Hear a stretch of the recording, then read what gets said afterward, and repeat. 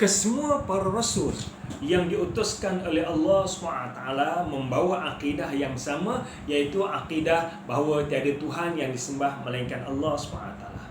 Kesemua para rasul membawa akidah bahawa Tuhan Maha Esa. Sebab itulah para ulama menjelaskan bahawa kesemua para rasul membawa misi yang sama dua perkara ini. Yang pertama, konsep ketuhanan, bahawa semua para rasul mengajak manusia menyembah Tuhan yang Esa. Yang kedua, kesemua para rasul mengajak manusia beriman kepada hari akhirat dan bersiap sedia untuk berhadapan dengan kehidupan selepas mati. Syariat kemungkinan daripada satu Nabi ke satu Nabi yang lain berbeza-beza. Namun dua perkara ini, akidah keimanan tentang konsep ketuhanan dan konsep kepercayaan pada hari akhirat, semua sama. Semua agama wahyu percaya bahawa Allah Maha Esa. Semua agama wahyu percaya bahawa manusia akan dibangkitkan di hari akhirat nanti. Manusia akan dibangkitkan sama ada masuk syurga ataupun masuk ke dalam api neraka. Namun di segi syariat, di antara satu Nabi dengan Nabi yang lain kemungkinan berbeza. Sebagai contoh, dalam syariat berpuasa contohnya, umat Islam berpuasa daripada terbit fajar sehingga terbenam matahari. Lebih kurang, kalau di Malaysia ini lebih kurang 14 jam yang kita berpuasa. Namun syariat untuk Bani Israel lebih ketat. Mereka berpuasa daripada waktu Isyak sampai terbenam matahari. Mereka hanya boleh makan jangka waktu di antara Maghrib dengan Isyak sahaja. Ini yang saya nak gambarkan bahawa cara beribadat kemungkinan berbeza di antara satu agama dengan satu kitab wahyu dengan kitab wahyu yang lain, ataupun di antara satu Nabi, satu Rasul dengan Rasul yang lain. Namun dua perkara ini, konsep ketuhanan dan konsep kebangkitan hari akhirat, semua sama. Demikian juga apa yang dibawa oleh Nabi Isa AS, apa yang termaktub dalam Bible, di mana Bible mengajar orang ramai untuk menyembah Tuhan yang Esa. Ramai di kalangan umat Islam, bahkan ramai di kalangan orang Kristian sendiri percaya, meyakini bahawa dalam Bible terdapat ajaran Trinity. Sebenarnya dalam Bible tidak ada ayat secara jelas yang menyatakan bahawa mengajak manusia untuk menyembah tiga Tuhan ataupun Trinity. The Father is God, the Son is God, the Holy Ghost is God, but they are not three God, they are one God. Sebab itulah William Canning, di antara pemimpin Christian Unitarian, beliau menyatakan bahawa the teaching of Trinity is not derived from the Holy Bible.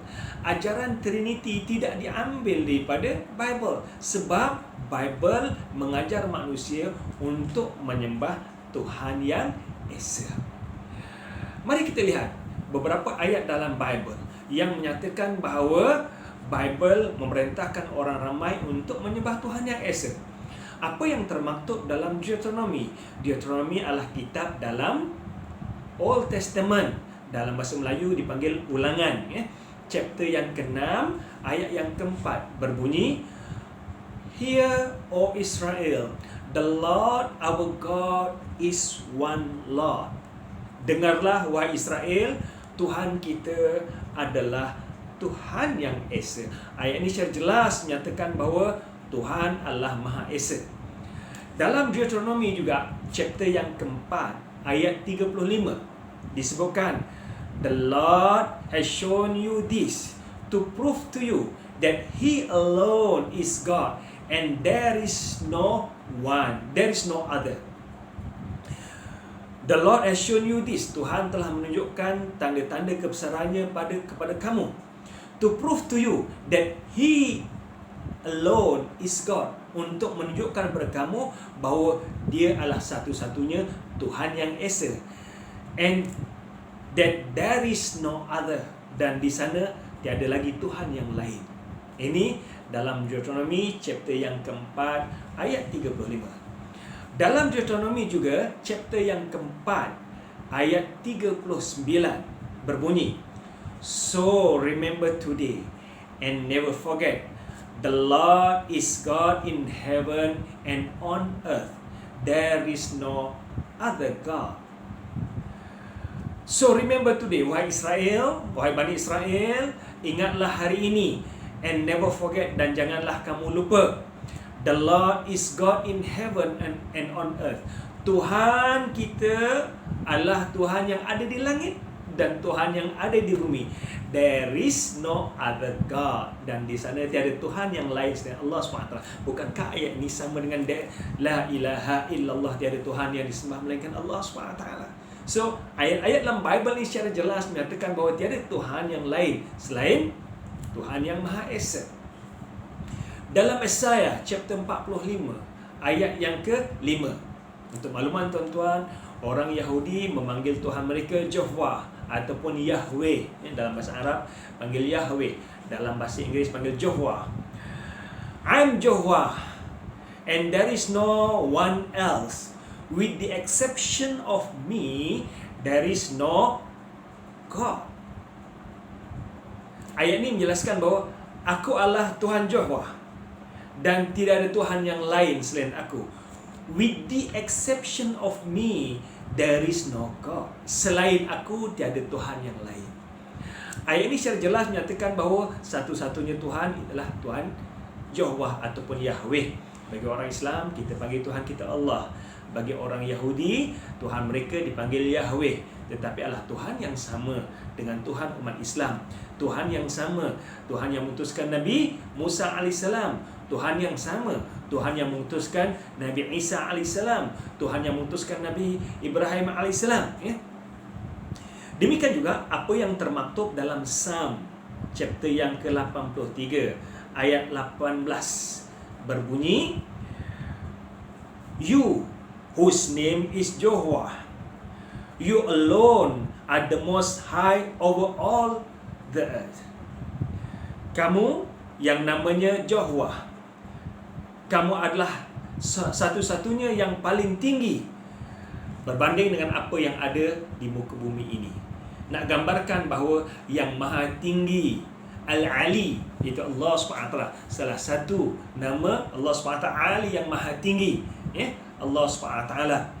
Sebab itulah bila kita sembahyang, umat Islam sujud, kita baca Subhana Rabbiyal A'la, Maha suci Allah yang maha tinggi. Ini semua ayat-ayat dalam Old Testament. Kemungkinan ada juga orang yang berkata, brother, what you have read just now are the verses from the Old Testament, but we following the teaching of the New Testament. Brother, apa yang kamu baca semua itu adalah ayat-ayat dalam Old Testament. Kami hanya mengikut ajaran New Testament. Tuan-tuan sekalian, dalam New Testament juga terdapat banyak ayat-ayat yang mengajak manusia menyembah Tuhan yang Esa. Bahkan Nabi Isa AS sendiri mengingatkan orang ramai untuk menyembah Tuhan yang Esa. Apa yang termaktub dalam New Testament? Dalam Mark chapter yang ke-12 ayat ke-28 hingga ayat 30. Ketika orang ramai bertanya pada Jesus, apakah ajaran paling penting yang kamu bawa? Lalu, which commandment is the most important commandment? Why Jesus, apakah ajaran ataupun perintah yang paling penting yang kamu bawa? Kemudian Jesus menjawab, the most important one is, listen, O Israel, the Lord our God is the only Lord. Ajaran yang paling penting yang aku bawa ialah ini. Dengarlah wahai Israel, Tuhan kita adalah Tuhan yang Esa. Love your Lord with all your heart, with all your soul, with all your mind, with all your strength. Cintailah Tuhan kamu dengan sepenuh hati kamu, dengan sepenuh jiwa kamu, dengan sepenuh minda kamu, dengan sepenuh kekuatan kamu. Ayat ini secara jelas menyatakan bahawa Jesus mengajak manusia menyembah Tuhan yang Esa. Demikian juga apa yang dijelaskan dalam John chapter yang ke-17 ayat yang ke-3 berbunyi, the eternal life means knowing you, the only true God, and knowing Jesus Christ whom you sent. Kehidupan yang kekal abadi bermaksud mengenali kamu wahai Tuhanku, satu-satunya Tuhan yang Esa, dan mengenali Jesus Christ, Rasul yang kamu utuskan.